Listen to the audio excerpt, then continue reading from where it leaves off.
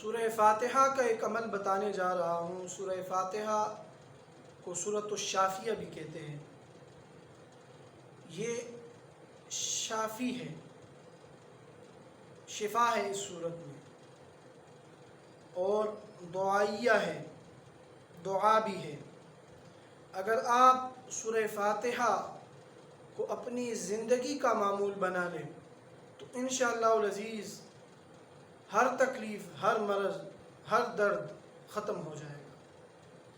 سورہ فاتحہ کا ایک عمل جو ہمارے بہت سارے اکابر حضرات نے عملیات میں چھوٹی کے پہنچے ہوئے لوگوں نے یہ بات بتائی ہے کہ اگر آپ سورہ فاتحہ کا یہ عمل کریں گے تو انشاءاللہ عز و جل آپ کے دنیا و آخرت کے جتنے مسائل ہوں گے حل ہو جائیں گے۔ آپ کر کے تو دیکھیے۔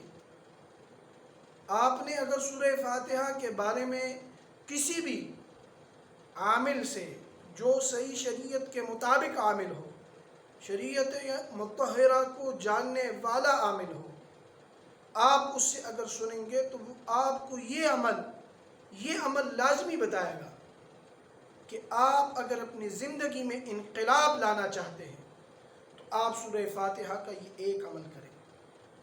کون سا عمل؟ کہ آپ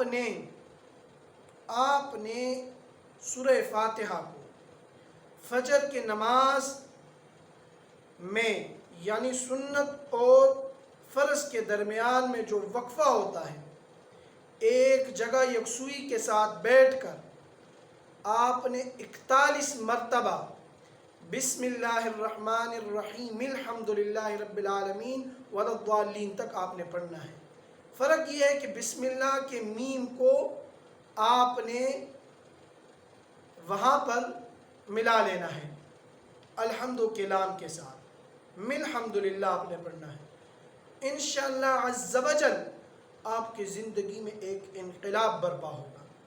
اور اس سے بھی اگر آپ آسان عمل پوچھنا چاہتے ہیں سورہ فاتحہ کے حوالے سے، تو آپ اگر ہر پریشانی، ہر درد، ہر مرض، ہر نظر بد، ہر کالا جادو، کالی دنیا کی جتنے بھی چیزیں ہیں دور کرنا چاہتے ہیں تو آپ یہ ایک عمل کر لیں۔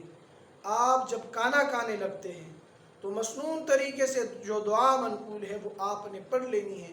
اس کے بعد آپ نے کھانے کے درمیان میں، کھانا کھاتے کھاتے آپ نے 7 مرتبہ بسم اللہ سمیت الحمدللہ رب العالمین سورہ فاتحہ آپ نے پوری پڑھنی ہے۔ انشاءاللہ عز و جل آپ کو 1 ماہ کے اندر پتہ چل جائے گا کہ کیا سے کیا ہو۔